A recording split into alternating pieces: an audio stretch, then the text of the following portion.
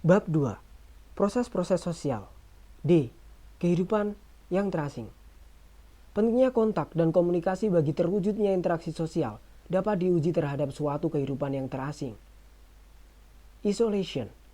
Kehidupan terasing yang sempurna ditandai dengan suatu ketidakmampuan untuk mengadakan interaksi sosial dengan pihak-pihak lain. Sudah tentu, seseorang yang hidup terasing sama sekali dapat melakukan tindakan-tindakan, misalnya terhadap alam sekitarnya. Akan tetapi, hal itu tak akan mendapatkan tanggapan apa-apa. Kehidupan yang terasing tersebut dapat terjadi oleh beberapa sebab yang secara garis besarnya akan diceritakan di bawah.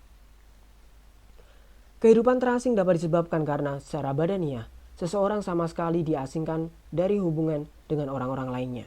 Padahal, seperti diketahui, perkembangan jiwa seseorang banyak ditentukan oleh pergaulannya dengan orang-orang lainnya.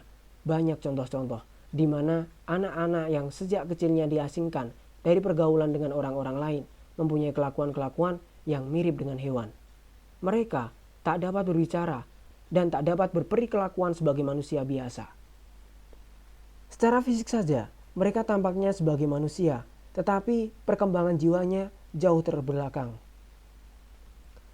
Dalam salah sebuah karangannya, Kingsley Davis pernah menelaah perihal seorang anak usia 5 tahun, namanya Anna, yang selama hampir seluruh usianya disekap dalam rumah kamar yang kecil di atas loteng di sebuah rumah petani di Pennsylvania. Anak yang bernama Anna tersebut menunjukkan sifat-sifat yang berlainan sama sekali dengan anak lain yang seusia. Dia tak dapat jalan, tak dapat mendengar dengan sempurna, tak dapat makan seperti manusia, dan seterusnya. Terasingnya seseorang dapat pula disebabkan oleh karena cacat pada salah satu inderanya. Seseorang yang sejak kecil buta dan tuli misalnya, mengasingkan dirinya dari pengaruh-pengaruh kehidupan yang tersalur melalui kedua indera tersebut. Dari beberapa hasil penyelidikan ternyata bahwa kepribadian orang-orang tersebut mengalami banyak penderitaan sebagai akibat kehidupan terasing. Oleh karena cacat indera itu, orang-orang cacat tersebut akan mengalami perasaan rendah diri oleh karena kemungkinan-kemungkinan untuk mengembangkan kepribadiannya seolah-olah terhalang dan bahkan seringkali tertutup sama sekali.